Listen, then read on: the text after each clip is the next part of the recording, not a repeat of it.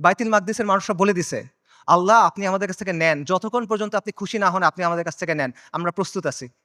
এই কথাটা যখন আমরা বলতে পারবো এবং এই কথার উপর যখন আমরা আমল করতে পারবো, যখন আমরা বলবো ইয়া আল্লাহ আপনি নেন, ততক্ষণ পর্যন্ত নেন যতক্ষণ আপনি সন্তুষ্ট না হন, তারপর আপনি আমাদেরকে আল আকসা দেন।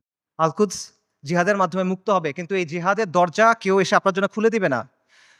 আসমান থেকে ফেরেশতা নেমে এসে আপনার জন্য জিহাদের দরজা খুলে দিবে না।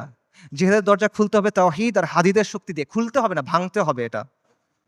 এই রাস্তা আপনি মনে করতেছেন আল কুদস পর্যন্ত আপনার জন্য একটা লাল গালিচা বিধানো রাস্তা তৈরি করে দিবে। যে ভাই আমি আল কুদসে গিয়ে জিহাদ করব না। আপনার রক্ত, আপনার হাড়, আপনার মাংস, লাশের সারি, খুলির পাহাড় পার হয়ে আপনার আল আকসা যাইতে হবে। এটা ছাড়া আর কোনো অপশন নাই। আল কুদসের দাম অনেক বেশি, এটা সস্তা না। বাইতুল মাকদিসের মানুষরা বলে দিছে, আল্লাহ আপনি আমাদের কাছ থেকে নেন, যতক্ষণ পর্যন্ত আপনি খুশি না হন আপনি আমাদের কাছ থেকে নেন, আমরা প্রস্তুত আছি। এই কথাটা যখন আমরা বলতে পারবো এবং এই কথার উপর যখন আমরা আমল করতে পারবো, যখন আমরা বলবো ইয়া আল্লাহ আপনি নেন, ততক্ষণ পর্যন্ত নেন যতক্ষণ আপনি সন্তুষ্ট না হন, তারপর আপনি আমাদেরকে আল আকসা দেন। তখন আল কুদস আপনি মুক্ত করতে পারবেন, আগ পর্যন্ত পাবেন না। আল কুদস এমন এক দুলহান যার মাহার আমাদের রক্ত। আল কুদস এমন এক দুলহান যার মাহার আমাদের রক্ত, মাহার পরিশোধ করা ছাড়া কোনো বিকল্প নাই।